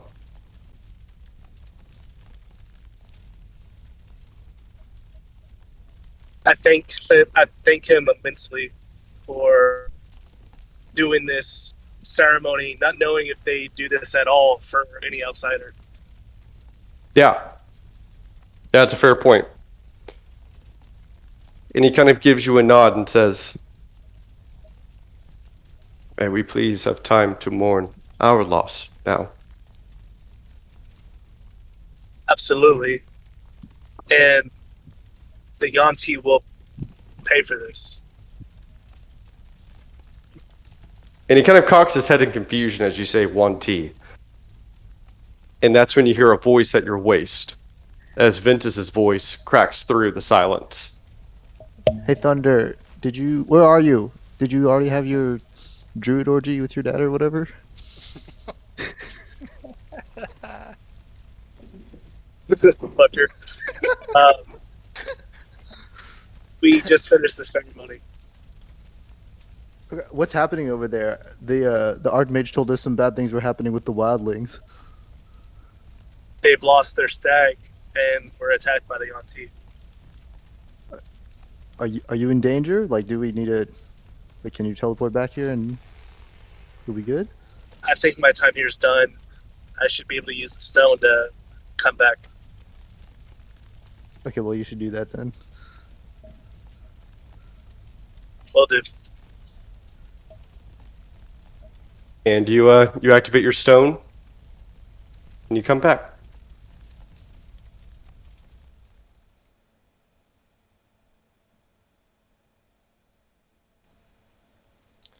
And you can see waiting for you all around the fire and kind of turning to see you as you walk up are all your friends. I squeeze over to the side of the couch as much as I can. Here, let me squeeze you over. Joey, do you get up? Or does he slink in between all of you? There you go. David, is there a reason I'm not able to move my character? It looks like your token's broken. It's probably because it's like an old token or something here. Broken. Oh, it is because it is an old token. It's without the Yeah. new art. Gotcha. I forgot about that. I was like, wait. Thank you. And y'all watch as Thunder appears, and he, you can see that he is covered in like soot and ashes. His fur is mottled and brown, and you can see where there is like still some pieces of fur like almost still like kind of on fire, and you can see where they're singed.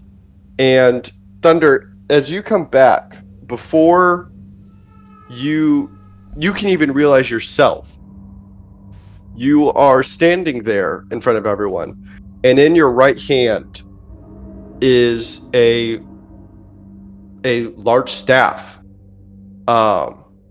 It's maybe 5 feet long, and it's a simple wooden staff. It's knotted, but coming off the top are 2 deer antlers.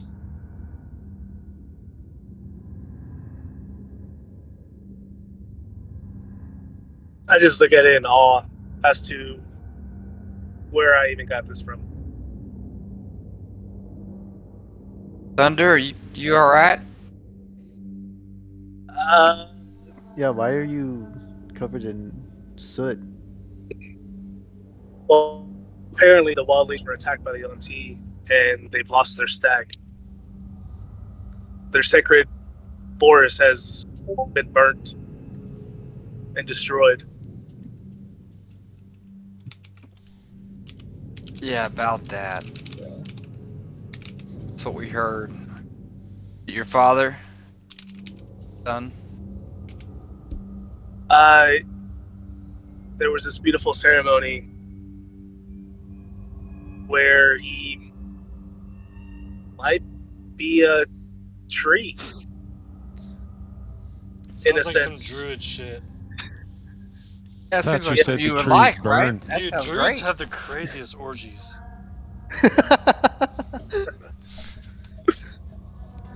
Like they kill people in them. Like, jeez. Turn Turn people them into into a tree. trees.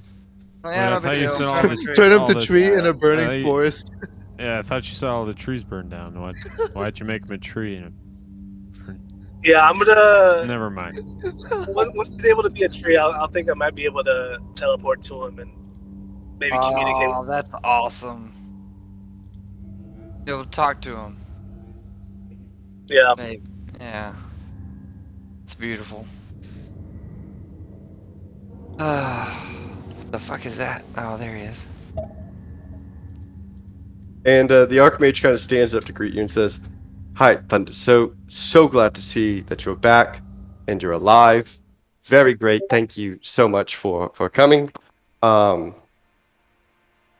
He kind of claps his hands and says, "Okay, so I think that they can catch you up to what we've discussed here, and unless there's more, I think perhaps it's time to start looking towards Von Riek." Absolutely.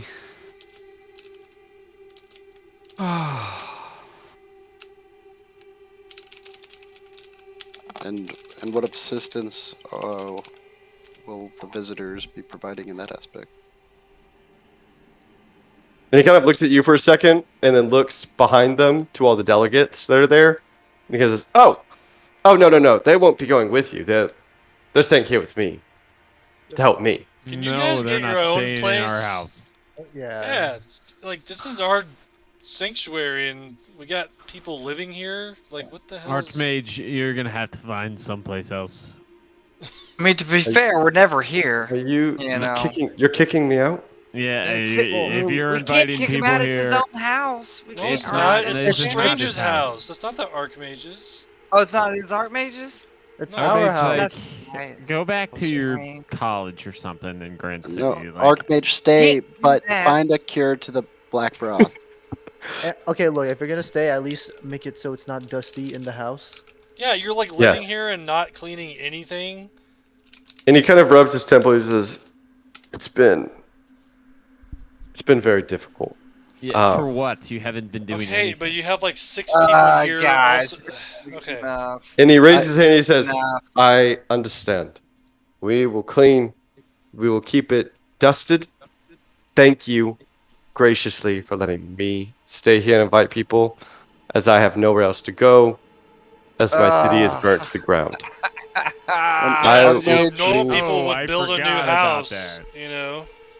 I want to say thank you for all the hard work and long hours you've Yes, put in. thank you for this so work. much. I really appreciate it as well. It does Yes. not go unappreciated. I mean, We- I think you're gonna have to start paying rent though. And Just shakes her head, walks off. he kind of gives you a smile and says, "I will dust." That's right. No books either. Fail. May I speak to you for a second, privately? Oh, okay. I was like leaving, but yeah. And the two of you head to a different room. Can we And I think just- that's actually where I want to end the session. Yeah, can we just like rest here for the night, guys, before we go to Von Riek? Just like a little bit of recoup. Yeah. Holy Yeah, look shit. over my shoulder. I was totally thinking we were gonna sleep for sure. Yes, I will be Like, attuned. cozy with you. beds. Yeah, Yeah. before these people start sleeping in our beds. We gotta find. yeah, we gotta claim our own beds. Rolls eyes. Not at the DM. At the You're right. No. I don't think it that way. Cool. Yeah, let's end the session there. We'll pick up with Fail and the Archmage's conversation. And I think just structure-wise, next week, y'all will probably be going to Von Riek, but won't really be doing Von Riek things. So it'll be like kind of like a half Von Riek session. And then the one after that will really be like the first of like that, like the first like real Von Riek session. Sweet. Just to give those that are wanting to make things an idea time-wise. I would say not next week, but the week after that would be when I would want it. All we gotta do is place them on the map. I'll have to Yeesh. work with you about new weapon, David. Yes, yeah, we can talk about that too. And I need to talk to Andrew about level up and Manny about staff. And I think that's everything. I think that'll catch us up. Yeah, I'm curious. Very cool. Thank y'all for being patient with a very lore expletive session. That was It cool. was epic. It was epic, man. Rip So the cool. wildlings, Dude, dude. oh my Like, god. Thunder just I walks know, I Thunder can't just believe walks in, hey Dad, we're gonna have a nice ceremony to bury you. Oh, and he goes, what did you bring me in? What the fuck is this? Honestly, and also I respect Jen so much for like being like, no, we need to cure his dad right now before we fucking. We're not going anywhere. My Bluffton word. I got expedite. The damn My Archmage, dude. Bluffton word. Archmage, Oh, that was that's 10 funny. hours ago that you said you didn't have it. That's so ridiculous. Yeah. Oh, that's so funny. I mean, I like Will it. be pissed if there's a cure in like the next session. There's a cure, motherfucker. I liked it. I liked it. That was funny. But yeah, that was there's a lot to unpack there. Yeah, that's awesome, man. Pumped up. Cool. Well, I will talk to most of y'all before next week to figure all this stuff out. Yes, sir. GG's, guys. GG's, guys. GG. Out.